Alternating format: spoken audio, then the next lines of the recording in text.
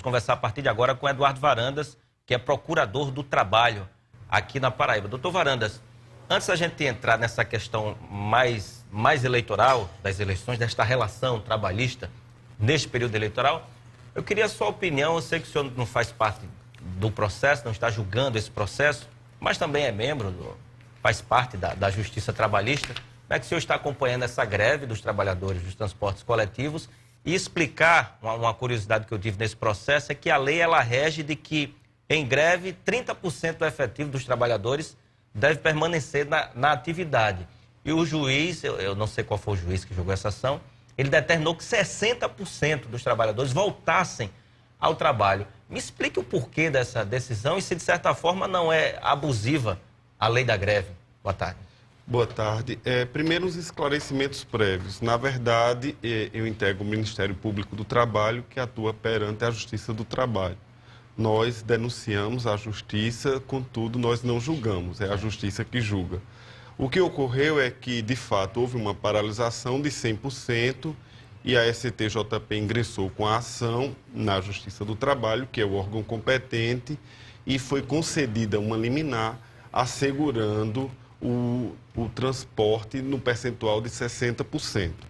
Não existe absolutamente nenhuma incongruência na decisão do TRT da Paraíba, do desembargador Biratã Delgado. Nós estamos numa cidade onde o único meio de transporte coletivo é o ônibus. O percentual de 30% não atingiria a necessidade da população.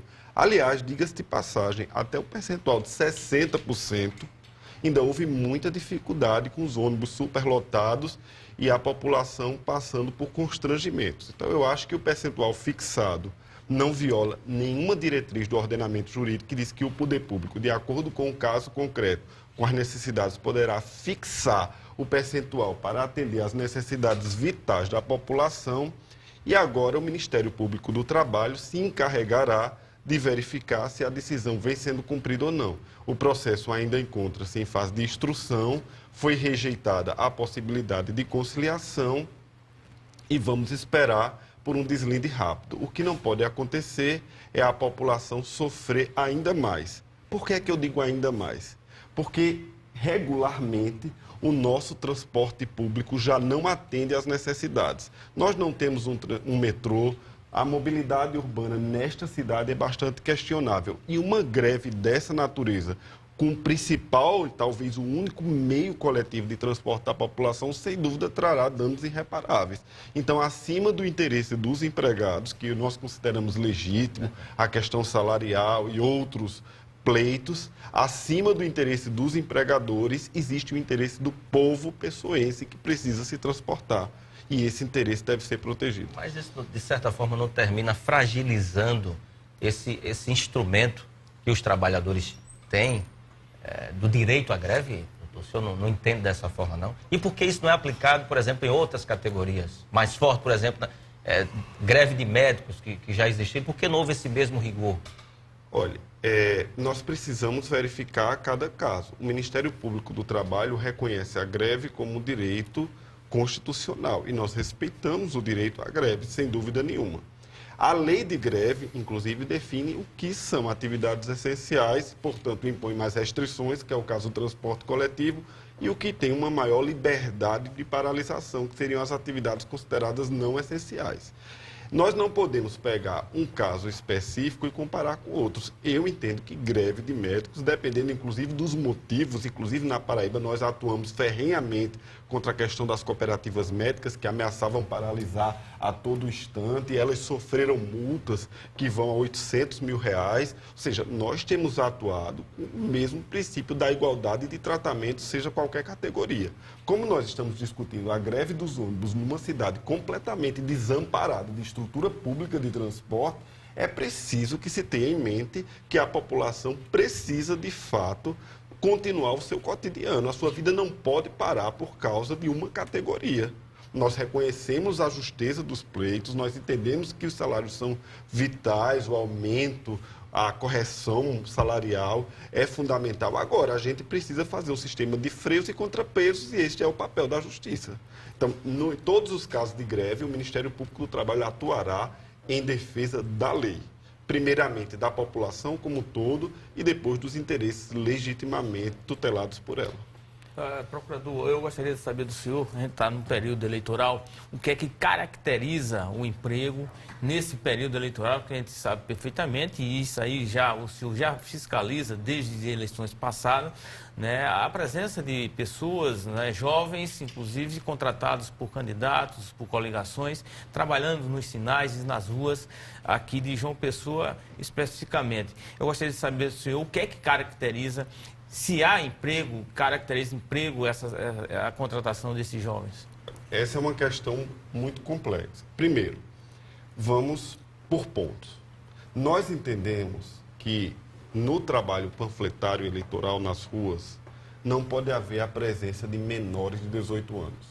O trabalho a céu aberto é considerado um trabalho insalubre, pelas incidências dos raios ultravioletas, do sol, pela probabilidade de desidratação, pela vulnerabilidade a todo tipo de assédio. Então, menores de 18 anos, sob qualquer hipótese, não poderão estar dentro dessa atividade. Primeira assertiva. Depois, nós temos que diferenciar o que é o trabalho da militância política, que é um trabalho voluntário, de cunho ideológico e, portanto, não tem a proteção da legislação trabalhista. É um trabalho meramente voluntário.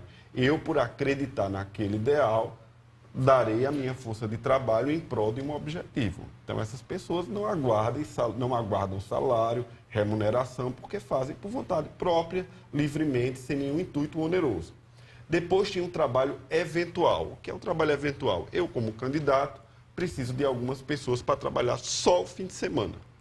Então, o trabalho eventual, a pessoa só tem o contratado, o empregado, quer dizer, não é empregado, o trabalhador tem direito só à quantia avançada. Não tem direito à FGTS, é um trabalho eventual, a legislação... Essa quantia é salário mínimo, doutor? Não tem nenhum parâmetro. O que eu ajustei, eu terei direito.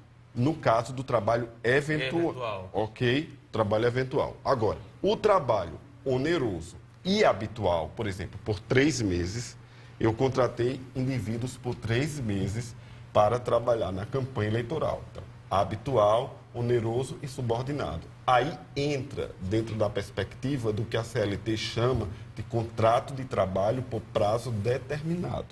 Aí, estas pessoas terão que ter carteira assinada, o seu fundo de garantia recolhido, terão direito à limitação da jornada e pagamento de horas extras. No fim do contrato de trabalho, terão direito a 13º proporcional, férias proporcionais. Só não terão direito ao aviso prévio, as verbas que nós chamamos indenizatórias. Ao aviso prévio e a multa de 40% do FGTS. E o valor do pagamento é o salário mínimo? É o salário mínimo, porque, na verdade, é uma relação de emprego como outra qualquer, com um único diferencial. O empregado, quando ingressa, já sabe o início e o término, enquanto que por prazo indeterminado ele ingressa, mas não há previsão antecipada do fim do contrato. Certamente vai haver fiscalização esse ano. Nós vamos requisitar da Superintendência Regional do Trabalho e Emprego, fiscalização nos partidos. Nós já temos alguns termos de ajuste de conduta lavrado com alguns partidos, agora a gente precisa da população. O Ministério Público sem população não é um Ministério Público, é um fantoche.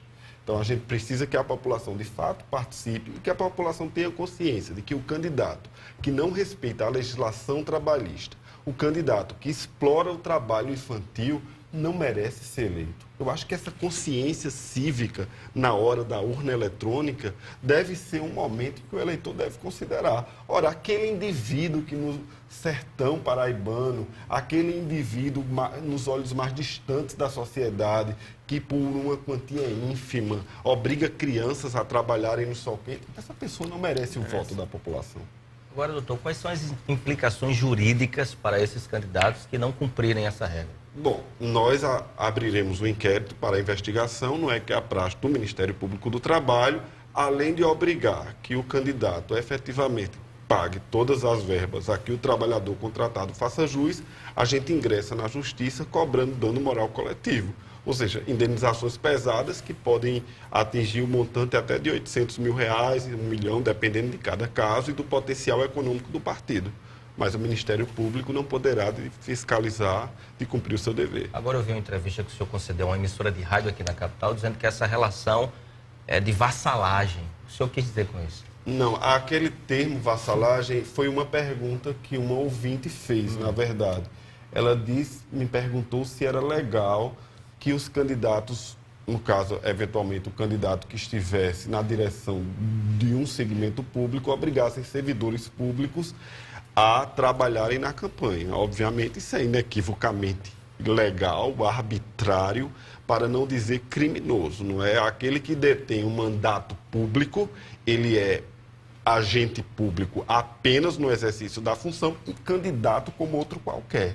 Ele não pode, não deve usar a máquina pública, muito menos obrigar os servidores públicos, aí eu usei o termo, que não são vassalos, que não são escravos, que não são subservientes das vontades pessoais do candidato, os servidores públicos existem para a finalidade pública do órgão e utilizar como cabo eleitorais. Aí, neste caso, o Ministério Público Estadual e o Ministério Público Eleitoral deverão ser imediatamente contactados para as medidas judiciais cabíveis. E, aliás, diga-se de passagem, é de conhecimento público que essa maldita prática ainda subsiste até os dias atuais no estado da Paraíba. E são casos comuns, doutor Eduardo, denúncias em relação à participação de servidores públicos em campanhas, nas campanhas anteriores? Bom, como, na verdade, não é da alçada do Ministério Público do Trabalho, e sim do Ministério Público Eleitoral com o Ministério Público do Estado da Paraíba,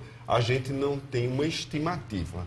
Agora, na condição de cidadão pessoense, eu tenho conhecimento de fatos denunciados, inclusive em jornais. Aí, nesse caso, o senhor não pode agir? Não, a gente atua só no aspecto trabalhista exclusivamente, que é o que nós estávamos discutindo, da regularização das pessoas que trabalham na panfletagem eleitoral, a questão de crianças e adolescentes envolvidas em trabalhos ligados à questão da eleição, mas essa questão de desvio de finalidade da atividade pública para uma atividade eleitoreira e a nojosa, isso deverá ser apurado junto à Justiça Eleitoral e junto à Justiça Comum Estadual, conforme for o caso. Agora, essas pessoas que trabalham em panfletagem, segurando bandeiras nas ruas, elas têm alguns direitos também, mesmo que seja um trabalho eventual de fim de semana. Salvo engano, tem direito a protetor solar, sim, coisa desse tipo. Muito bem. Foi bom até ter feito essa pergunta, porque de fato eu havia esquecido desse detalhe. Para além porque a gente estava falando muito da questão remuneratória, né? Para além da questão remuneratória, a gente impõe que se obedeça às normas de saúde e segurança no trabalho. Isso para qualquer trabalho. Elas são aplicáveis aos empregados, mas também nós exigimos para trabalhos eventuais. Então, aqueles indivíduos expostos a raios ultravioletas e que trabalham a céu aberto deverão, obviamente, receber gratuitamente equipamentos de proteção individual, como filtros solares, bonés, além de repositores hidroeletrolíticos ou hidratantes, para que não tenham desidratação. Isso também será fiscalizado através de engenheiros e médicos de trabalho, neste caso específico, médicos do trabalho. Doutor Varanda, só para ficar bem explícito para os nossos telespectadores, o que vem a caracterizar uma função, uma profissão insalubre? Profissão insalubre é aquela atividade que, pela própria natureza, ela causa algum malefício à saúde, causa algum dano em potencial à saúde. Então, por exemplo, eu que trabalho em postos de combustíveis e estou inalando aqueles gases, em Minas, estou inalando aquela poeira. Existe uma relação de profissões que tem um grau de insalubridade variável de acordo com a atividade que causam algum mal. O indivíduo que trabalha a céu aberto, ele está exposto aos raios ultravioletas do sol e precisa, evidentemente, de meios para minimizar essa nocividade. Nesse caso específico, são os filtros solares e os repositores para a hidratação do corpo. O senhor chama a sociedade justamente para se engajar junto ao Ministério Público do Trabalho na fiscalização, né, digamos aí, desse trabalho que é realizado com as candidaturas e as coligações. Como é que a sociedade, então, pode chegar até o Ministério Público? Tem algum telefone que possa disponibilizar? Como é que pode ser feita essa denúncia? Eu acho até que, devido a tantas campanhas feitas pelo Ministério Público do Trabalho, a população até já conhece o acesso à Procuradoria. Mas nós poderemos receber denúncias por telefone, através do telefone 3612-3100, através do nosso site na internet, www.prt13.com.br. ou através do comparecimento à Procuradoria Regional do Trabalho e fazer a denúncia presencial. Isso aí mantém o anonimato da pessoa? Mantemos o sigilo da pessoa do denunciante e temos extremo cuidado para que esse sigilo seja preservado até o final. Trabalho de menor nessa atividade aí de campo, né, das coligações é proibido, evidentemente, e pode implicar em trabalho escravo? Aí depende do grau depende da configuração do trabalho. Não é? Eu acho que para ser elevado ao nível de trabalho escravo, eu acho que teria que ter outros elementos, a questão da eventual servidão por dívidas, ou a degradação muito do trabalho em face do ser humano que desempenha. Mas, de toda sorte, isso não tira a gravidade do problema, o fato de, a prioristicamente, eu não considerar um trabalho escravo. Pode até acontecer, porque eu preciso avaliar os aspectos concretos do caso, mas crianças e adolescentes trabalhando em céu aberto, em prol de candidatos, é gravíssimo, é uma afronta ao princípio da dignidade da pessoa humana contida na Constituição da República e no mínimo, desconhecimento do candidato do ordenamento jurídico que ele deveria conhecer antes de se candidatar. Aliás, isso é uma advertência já que o senhor já transmite, né, para os candidatos? Nós já estamos transmitindo.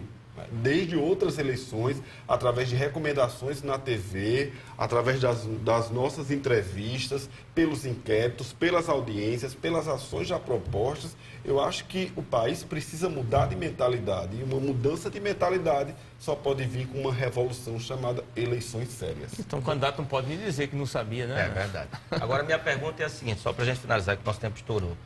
Esse desrespeito, um eventual descumprimento das leis trabalhistas pode gerar desdobramento jurídicos eleitorais ou uma coisa não tem relação com a outra? Bom, pode até ter. Nós atuamos em conjunto com o Ministério Público Federal, que exerce também a atividade do Ministério Público Eleitoral no tribunal, e em conjunto com o Ministério Público do Estado da Paraíba, que também exerce a atividade do Ministério Público Eleitoral. Então, tudo que é obviamente, investigado pelo Ministério Público do Trabalho, no que se refere ao processo eleitoral, vai ser encaminhado aos outros dois órgãos para que tomem as medidas que entender cabíveis.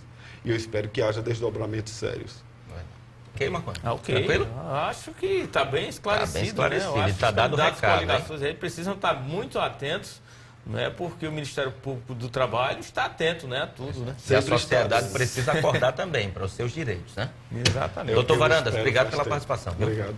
Muito esclarecedora aqui a sua entrevista. Marconi, vamos embora, um abraço. Até Se amanhã, recuperando ainda do abalo rapaz, emocional, aqui, do né? tsunami de ontem. A gente não esperava por aquela tsunami. Não, daquele jeito não, né? Pelo amor de Deus. Mas vamos, pelo menos, questão de honra, conquistar aí, pelo menos o terceiro, né? E quem sabe em cima da Argentina. Eu torço por isso. A gente fica de alma lavada. Um abraço para todos. Boa tarde, até amanhã, se Deus permitir.